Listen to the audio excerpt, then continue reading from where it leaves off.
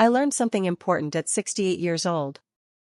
The people who are most willing to erase your place in a family are often the same people who once benefited the most from your kindness.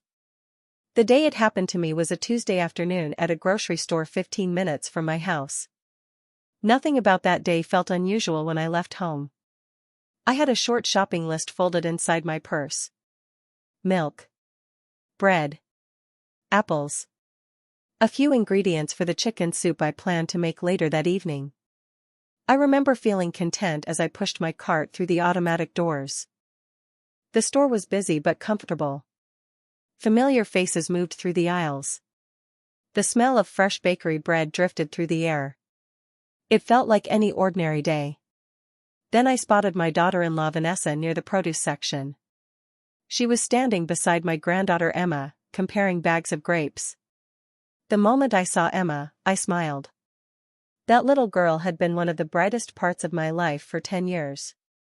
I started walking toward them, already imagining the hug she would give me. "Grandma!" Emma shouted the instant she noticed me. Her face lit up with genuine excitement. Several nearby shoppers glanced over and smiled. Children have a way of spreading happiness without trying. Emma ran toward me and wrapped her arms around my waist. "Hi, sweetheart," I said, kissing the top of her head. "What are you doing here?" "Mom is buying snacks for my school party." I laughed softly. "Then you must be in charge of quality control." Emma giggled. For a brief moment everything felt perfectly normal. Then Vanessa approached. She was dressed elegantly as always. Perfect hair. Perfect makeup. Perfect smile. At least for everyone else. The smile disappeared when her eyes met mine. "Hello, Vanessa," I said politely. "I did not know you two would be here today." "We were just leaving," she replied. The coldness in her voice surprised me. Before I could respond, Emma tugged my sleeve. "Grandma, can you come look at the cupcakes with us?" "I would love to." Emma smiled. Vanessa did not. We moved toward the bakery section together. As we reached the service counter, a young clerk greeted us warmly. "Good afternoon. What can I help you find today?" Before I could answer, the clerk looked at Emma and then at me.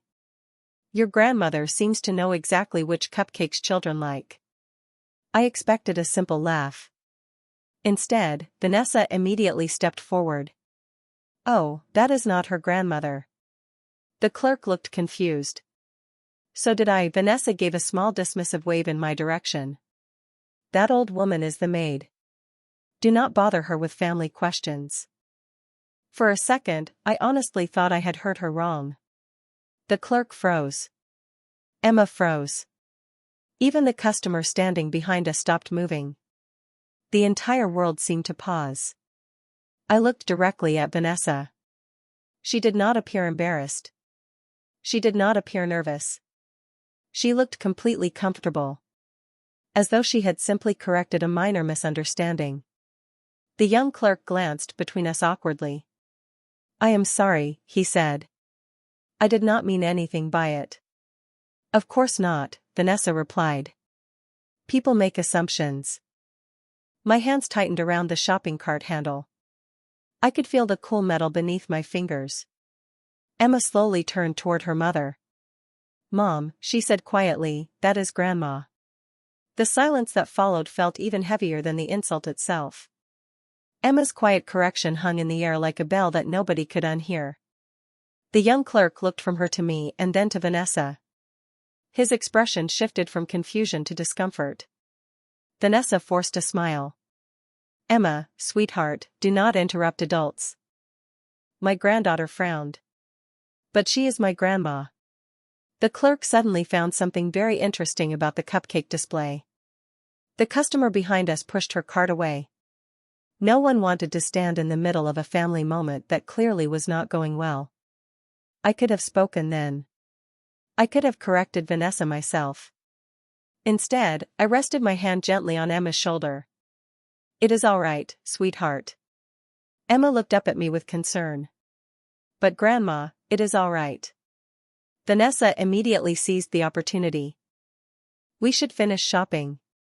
She took hold of Emma's cart and began steering it away from the bakery counter. Emma twisted around to keep looking at me. Can I call Grandma tonight? She asked. The question seemed innocent enough. Vanessa hesitated for only a second. We will see. Then they disappeared into the next aisle. I stood there for a moment staring at the rows of decorated cupcakes. The clerk cleared his throat. Ma'am, I am really sorry about that. I offered him a small smile. You have nothing to apologize for. Still, the encounter followed me through every aisle of the store.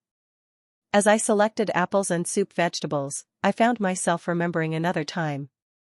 Years earlier, when Emma was a toddler, Vanessa used to call me 3 or 4 times a week. Sometimes she needed help with childcare. Sometimes she simply wanted advice. There had even been a period when I practically lived at their house because Michael's work required frequent travel. I changed diapers, prepared meals, read bedtime stories. I knew every stuffed animal Emma owned and every song that helped her fall asleep. Back then, nobody would have mistaken me for a maid. Back then, I was family. The realization stayed with me as I checked out and loaded groceries into my car. By the time I arrived home, the sting of the grocery store should have faded. Instead, it seemed sharper. My phone remained silent all afternoon. No message from Vanessa. No apology. No explanation. Around 6 o'clock that evening, I carried a bowl of homemade chicken soup to the dining table and sat alone. The house felt unusually quiet. Then my phone buzzed. My heart lifted slightly when I saw Emma's name appear on the screen through the family tablet account they occasionally used. I answered immediately. Hello, sweetheart. Grandma. Her voice sounded relieved. I was hoping you would pick up. I smiled. Of course I would. We talked about school for several minutes. Her science project. Her favorite teacher. A spelling test she was nervous about. The conversation felt wonderfully normal. Then her voice lowered. Grandma? Yes? Are you mad at Mom? I set my spoon down carefully. Why would you ask that? Emma hesitated. Because she said some people do not understand their place in a family. The words struck me harder than I expected. Not because of what they meant. Because a 10-year-old child had been forced to hear them.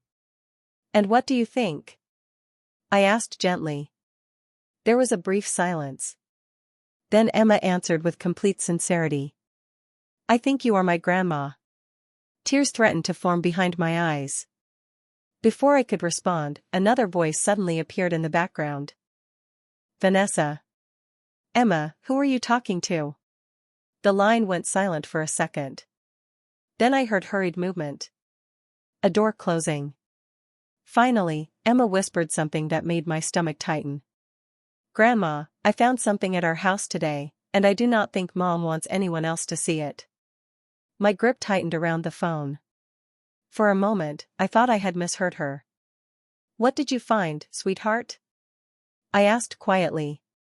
Emma lowered her voice even further. I do not know exactly what it is.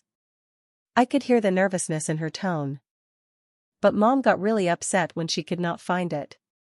I sat back in my chair. The kitchen suddenly felt much colder. Can you tell me what it looks like? A door creaked somewhere on her end of the call. Emma immediately whispered, I have to be quick. My heart began beating faster. Okay. It is a paper with your name on it. I froze. My name? Yes. She sounded certain. I was helping clean the kitchen yesterday. Mom dropped some papers and one of them had your name. Before I could ask another question, I heard Vanessa's voice again in the distance. Closer this time. Emma hurried on. Grandma, Mom said I was not supposed to touch it. Did you read it? Only part of it. I stood and walked slowly toward the window above the sink. What did it say? There was a long pause. Something about the house. The house. I stared out into the darkening evening. Michael and Vanessa's house. A house I knew better than almost anyone. 15 years earlier, when Michael and Vanessa were newly married, they could not qualify for the mortgage they wanted. Interest rates were high. Their savings were limited. They were discouraged and ready to settle for something much smaller. That was when I stepped in. I had used a significant portion of my own retirement savings to help them secure the down payment. It was never a loan in my mind. It was family helping family. I had never expected anything in return. At least not until now. "Grandma?" Emma asked. "I am here, sweetheart. Mom gets angry whenever your name comes up lately." The statement was so honest that it hurt. Children rarely hide what they see. Has she said why? Not really. Emma hesitated. But one time I heard her tell Dad that everything would be easier if you stayed out of their business. I closed my eyes briefly. Michael had never mentioned that conversation. Then again, Michael had become strangely distant over the past 2 years. Not rude. Not cold. Just absent. Phone calls shorter. Visits less frequent. Family gatherings somehow harder to schedule. At the time I blamed adulthood. Busy careers. Parenting responsibilities. Now I was beginning to wonder if something else had been happening all along. Suddenly another voice entered the call. "Emma?" Vanessa sounded much closer now. Emma gasped softly. "I have to go." "Wait," I said. "Where is the paper now?" Silence followed. Then Emma whispered one final sentence. "I hid it in my room because I thought it might be important." The line disconnected immediately afterward. I stood motionless in my kitchen staring at the dark phone screen. A document connected to the house. My name on it. Vanessa desperately looking for it. Emma secretly hiding it. None of it made sense yet.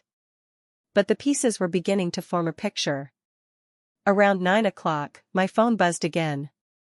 This time the caller ID displayed Michael's name. I had not received an evening call from my son in months. The moment I answered, I knew something was wrong. "Mom," he said. His voice sounded strained. "Did Emma call you tonight?" I looked toward the family photographs hanging on the wall. "Yes." A long silence followed. Then he said something that instantly made my stomach tighten. "If she mentions any papers she found in the house, I need you to tell me immediately." Michael's request lingered in my mind long after the call ended. I sat at my kitchen table staring at the family photographs on the wall and wondering how we had reached this point. A few years earlier, my biggest concern had been whether Emma would like the birthday presents I picked out for her. Now my son was calling late at night asking about hidden documents and warning me to tell him immediately if his daughter found anything unusual. Something was very wrong. "Why?" I finally asked him. "Why is everyone suddenly worried about this paper?" On the other end of the line, Michael was silent for several seconds. "Because I think Vanessa has been hiding things from both of us." His answer caught me off guard. This was not the same son who usually defended his wife or avoided family conflict. This sounded like someone who had recently discovered a truth he did not want to believe. "What kind of things?" I asked carefully. Michael sighed heavily. "I am not completely sure yet." That uncertainty worried me more than a direct answer would have. "Then why are you concerned?" Another pause followed. "Because I found an email last week." I leaned back in my chair. "An email?" It mentioned legal documents connected to the house. My stomach tightened. The house again. Everything seemed to lead back to that house. "Michael, what exactly is going on?" He lowered his voice. "Mom, do you remember when you helped us buy the house?" Of course I remembered. 15 years earlier, I had used a large portion of my savings to help them secure the property. It had been one of the biggest financial decisions of my life. "Yes." There are records connected to that transaction that I never saw until recently. I frowned. What records? That is what I am trying to figure out. His frustration was obvious. But every time I ask questions, Vanessa changes the subject. After we ended the call, I barely slept. The next morning, I found myself replaying old memories. Small moments that once seemed harmless. Times when Vanessa insisted on handling paperwork. Times when she discouraged conversations about finances. Times when she interrupted whenever family property came up. At the time, I assumed she was simply organized. Now I was not so sure. Around noon, I decided to run a few errands. As I entered the same grocery store from 2 days earlier, I immediately recognized the young clerk from the bakery section.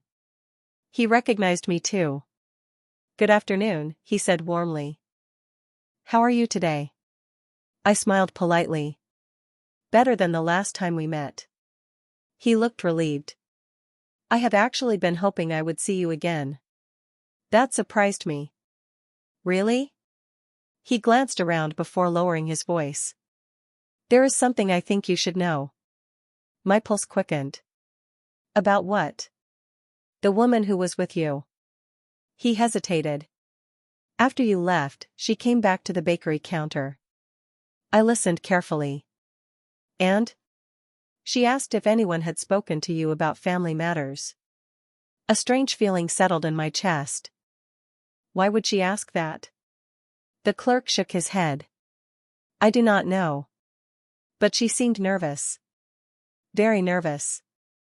Before I could respond, my phone vibrated inside my purse. I looked down and saw a message from Emma. Only 7 words appeared on the screen. "Grandma." I found the paper again. The message appeared on my screen like a flash of lightning. "Grandma." I found the paper again. I stood motionless in the grocery store aisle staring at those 7 words. The young clerk was still speaking, but his voice faded into the background. Everything suddenly revolved around that document. Whatever it was, Vanessa wanted it hidden. Michael was worried about it. And now Emma had found it again. I quickly thanked the clerk and headed toward my car. The moment I sat behind the steering wheel, I called Emma. She answered on the second ring. "Grandma?" Her voice was barely above a whisper. "Sweetheart, where are you?" "In my room." I glanced at the clock. School had ended nearly an hour earlier. "Are you alone?" "Mom is downstairs talking on the phone." My pulse quickened. "Do you still have the paper?" "Yes." Relief washed over me. "Can you tell me what it says?" Paper rustled softly through the phone. "There are lots of words I do not understand." "That is okay. But I can read some of it." I listened carefully. "What does it say?" Emma hesitated. "It says something about ownership." I tightened my grip on the phone. "Ownership of what?" More rustling followed. "The house." My heart sank. The house again. Every road seemed to lead back there. "What else?" Emma slowly read another line. "Financial contribution by Eleanor Brooks." Hearing my own name made my stomach tighten. Suddenly a memory surfaced. 15 years earlier, when Michael and Vanessa bought their home, my attorney had insisted on documenting my financial contribution. Not because I asked him to. Because he believed it protected everyone involved. At the time, I barely paid attention to the paperwork. I trusted my family. "Grandma?" Emma asked. "I am here." "There is another page." My pulse quickened. "Read it." She lowered her voice. "It says your contribution was never repaid." For several seconds, I could not speak. Not because I expected repayment. I never did. But because someone had apparently been keeping track of information I had long forgotten. "Is there anything else?" Emma turned another page. Then she gasped softly. "What is it?" I asked. "Mom's name is on this one." My heartbeat accelerated. In what way? I do not know. She sounded confused. There is a signature. I closed my eyes briefly. Signatures. Legal records. Financial documents. None of this belonged in the hands of a 10-year-old child. Yet somehow she had become the only person willing to speak honestly about it. Then I heard a door slam in the background. Emma immediately fell silent. Sweetheart? I whispered. Mom is coming upstairs. Her voice shook slightly now. Hide the paper somewhere safe, I said. Can you do that? Yes. Do not tell anyone where it is. Another pause. Not even Dad? The question caught me off guard. You can trust your father. Okay. Footsteps echoed somewhere behind her. I have to go. The call disconnected. I stared through the windshield as evening sunlight stretched across the parking lot. My phone buzzed again only minutes later. This time it was Michael. The moment I answered, I knew something had changed. His voice sounded different. More determined. More certain. Mom, he said quietly. I finally found the email chain. My stomach tightened. What email chain? A long silence followed. Then he answered with a sentence that changed everything.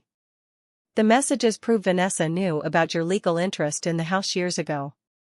For several seconds, I could not speak. I sat in my car listening to the steady hum of the air conditioner while Michael's words echoed in my mind. Vanessa knew. Not recently. Not accidentally. For years. Are you certain? I finally asked. Yes, Michael replied. His voice sounded exhausted. The emails go back nearly 6 years. I closed my eyes. 6 years. That was around the same time family gatherings had started feeling different. Phone calls became less frequent. Invitations arrived later. Visits grew shorter. At the time, I blamed life. Careers. Schedules. Growing responsibilities. Now another explanation was staring me in the face. What do the emails say? I asked. Michael hesitated. Most of them involve conversations with a financial advisor. My stomach tightened. Go on. They discuss the house. The original contribution. The documentation. Everything. I gripped the steering wheel. And? Another pause followed. Mom, Vanessa knew from the beginning that your contribution created a legal record connected to the property. I stared through the windshield at the crowded parking lot. Families loaded groceries into vehicles. Children laughed. Ordinary life continued while mine seemed to shift beneath my feet. Why hide that? I asked quietly. I think she believed it complicated things. Complicated what? Michael exhaled heavily. Future ownership. The answer landed harder than I expected. Suddenly dozens of conversations from the past decade felt different. Casual questions about estate planning. Unexpected interest in legal paperwork. Repeated comments about simplifying family finances. Pieces that once seemed unrelated were beginning to connect. There is something else, Michael said. I almost laughed. Every important conversation lately seemed to contain those same words. Something else. Another secret. Another layer. What now? One of the emails mentions reducing outside influence. I frowned. Outside influence? His voice grew quieter. That was the phrase used. What did it mean? A long silence followed. Then he answered. Based on the context, I think they were talking about you. I looked down at my hands. For a moment, I remembered Emma as a toddler sitting on my lap while we read picture books. I remembered helping Michael paint the nursery before she was born. I remembered family vacations, birthdays, holiday dinners, soccer games, school concerts. Somehow, over the years, I had slowly been transformed from family into outside influence. The realization hurt more than the grocery store ever had. "Michael," I said carefully, "why are you telling me all this now?" His answer came immediately. "Because I finally stopped avoiding what was right in front of me." Neither of us spoke for several seconds. Then his voice softened. "Mom, I think Emma found something important because someone was trying very hard to make sure nobody ever saw it." After ending the call, I drove home in silence. The sun was beginning to set by the time I pulled into my driveway. As I stepped onto the porch, I noticed something unusual. A white envelope rested against my front door. No stamp. No return address. My pulse quickened. Slowly, I picked it up and carried it inside. The envelope contained only a single sheet of paper. No greeting. No signature. Just one typed sentence. "Ask to see the original closing documents." I read it twice. Then a third time. Original closing documents. The house. The contribution. The hidden records. Everything pointed in the same direction. Before I could think further, my phone buzzed with a new message from Emma. Unlike her earlier texts, this one contained a photograph. My heart nearly stopped when I opened it. The image showed the missing document spread across her bedroom floor. And in the lower corner, partially visible beneath another page, was a signature that did not belong to me. For several minutes, I stared at the photograph Emma had sent. The image was slightly blurry, as though she had taken it quickly before someone could walk into the room. Even so, the details were clear enough.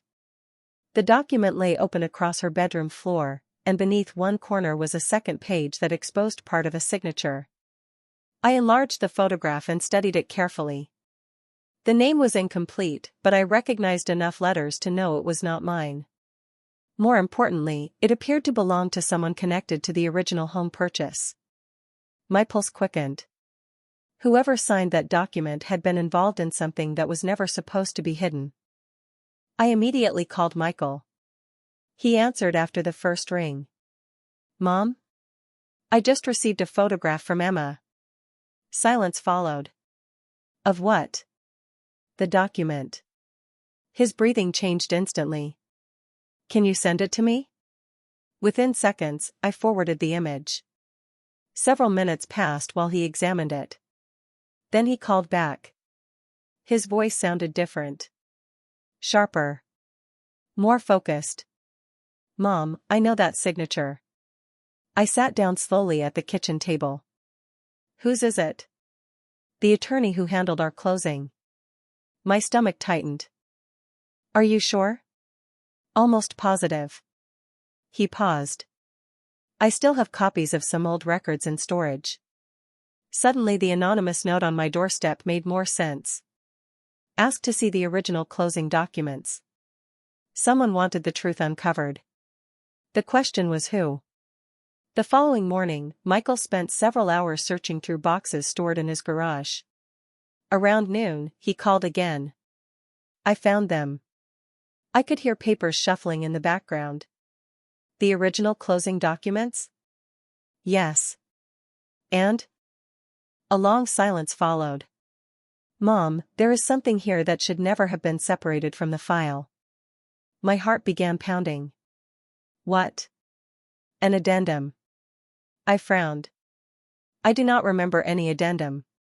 Neither do I. He took a deep breath. It specifically references your contribution to the purchase. I closed my eyes.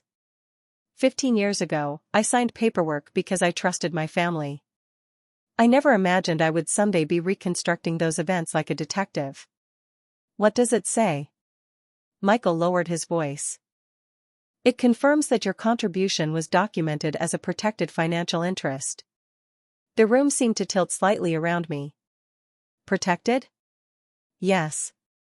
Another pause. And according to this, any future transfer or refinance involving the property required disclosure. I stared out the window. Suddenly, every strange conversation over the past few years took on new meaning. Michael, I said carefully, has there been an attempt to refinance the house? The silence that followed gave me my answer before he spoke. Yes. My stomach dropped. When? About 18 months ago. I gripped the edge of the table. Was I notified? No, the word landed like a stone. Not because I wanted control. Not because I wanted money. Because someone had intentionally left me out of something they knew involved me. Then Michael said something that surprised me even more. Mom, I confronted Vanessa this morning. I sat upright. And? He exhaled heavily. She admitted she knew the records existed. For several seconds, neither of us spoke. Finally, I asked the question that mattered most. Why? Michael answered quietly. Because she believed if enough time passed, nobody would remember. I looked at the photograph of Emma sitting on my phone screen. A 10-year-old girl had done what multiple adults failed to do. She paid attention. She asked questions. She refused to ignore what did not make sense. Then my phone buzzed again. This time it was a message from Emma herself. Only one sentence appeared beneath a new photograph. Grandma. Mom just found out the paper is missing. The message from Emma stayed on my screen long after I finished reading it. Mom just found out the paper is missing. I immediately imagined the tension inside that house. Vanessa searching through drawers. Opening cabinets. Looking beneath stacks of documents. Trying to find something she believed had disappeared. The difference now was that the truth was no longer trapped inside a single piece of paper. Photographs existed. Michael had copies of records. The original closing documents had surfaced. Too many pieces were already in motion. 20 minutes later, my phone rang. Michael. I answered immediately. Did Emma contact you? He asked. Yes. His sigh told me everything. Things are getting difficult here. I walked slowly across my living room and sat beside the window. What happened? Vanessa realized the document is gone. I remained silent. Michael continued. She has spent the last hour trying to figure out who moved it. Does she know Emma found it? No relief washed over me. At least for the moment, Emma remained outside the conflict. What are you going to do? I asked. Another pause followed.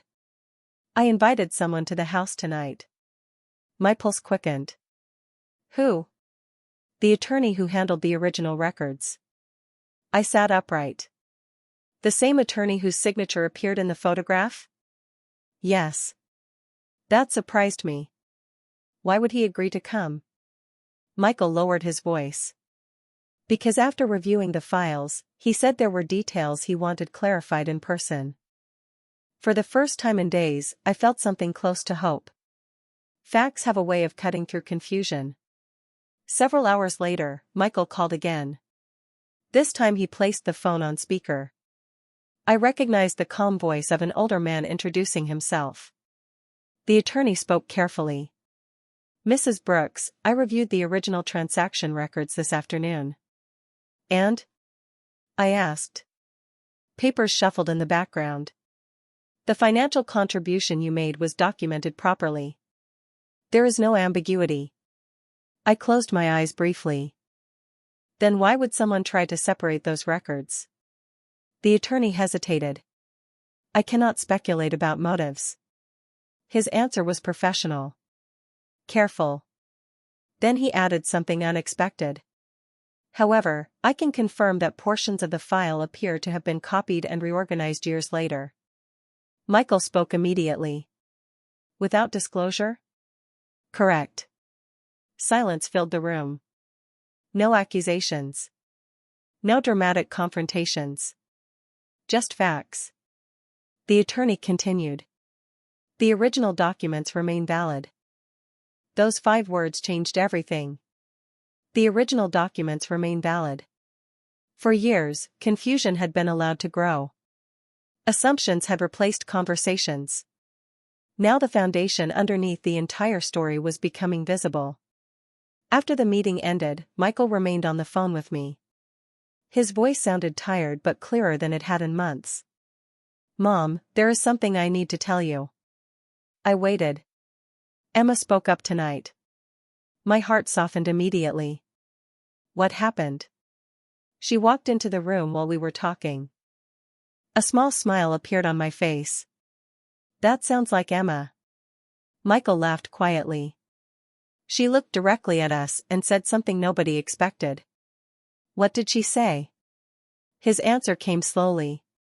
"She said, 'Grandma is family. Why does everyone keep acting like she is not?'" Tears filled my eyes. Not because the question was complicated. Because it was simple. Sometimes children see the truth long before adults are willing to admit it. Then Michael added one final detail. Nobody in the room had an answer. Emma's question stayed with me for days. "Grandma is family. Why does everyone keep acting like she is not?" The more I thought about it, the more I realized that a 10-year-old child had managed to cut through years of confusion with a single sentence. Adults complicated everything. Children often saw things exactly as they were. The following weekend, Michael called and asked if I would meet him and Emma at a small park near their neighborhood. I agreed without hesitation. The afternoon was warm and bright when I arrived. Families filled the walking paths. Children played on swings. Dogs chased tennis balls across open grass. It felt peaceful. Normal. The kind of day that reminded me life continues even when families struggle. I spotted Emma first. The moment she saw me, she ran across the grass and threw her arms around me. I hugged her tightly. For a moment, nothing else mattered. Not documents. Not legal records. Not misunderstandings. Just a grandmother and her granddaughter. Michael joined us a few minutes later carrying a folder beneath one arm. We sat together at a picnic table beneath a large oak tree. His expression looked different than it had in months. Lighter. More honest. "The attorney finished reviewing everything," he said. I nodded. "And?" Michael placed the folder on the table. "The records are clear. Your contribution was properly documented. Nothing can change that." I felt no sense of victory. Only relief. Relief that the truth existed independently of what anyone wanted to believe. "What happens now?" I asked. Michael looked down for a moment before answering. "Now we stop pretending." The words hung in the air between us. Then he continued. "I spent too many years avoiding difficult conversations. I should have listened sooner." I saw genuine regret in his eyes. Not the regret of being caught. The regret of finally understanding. Emma listened quietly before reaching into her backpack. "I have something too." She pulled out a folded drawing and placed it in front of me. It showed 3 people standing together in front of a house. One figure was labeled Dad. One was labeled me. The third figure was labeled Grandma. Above them she had written a simple sentence in large letters. "Family stays together." I felt tears gather in my eyes. Not because of the drawing itself. Because of everything it represented. The months of confusion. The questions. The hurt. The slow return of honesty. Sometimes healing arrives through grand gestures. Sometimes it arrives through crayons and notebook paper.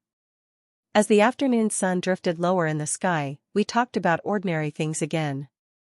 School projects. Soccer games. Summer plans. The kinds of conversations that had once seemed effortless. Before leaving, Emma slipped her hand into mine. "Grandma?" "Yes, sweetheart?" She smiled. "Nobody can make me forget who my family is." I squeezed her hand gently. "And nobody should." As I drove home that evening, I thought back to the grocery store. Back to the moment I stood beside the bakery counter while someone tried to reduce my place in the family to a single humiliating sentence. At the time, it felt like an ending. Now I understood it differently. It was not the day I lost my family. It was the day the truth began finding its way back to us. The documents mattered. The records mattered. The facts mattered. But in the end, the most important thing was something no paperwork could ever create or erase. A child still knew exactly who her grandmother was. And sometimes that kind of truth is stronger than anything else.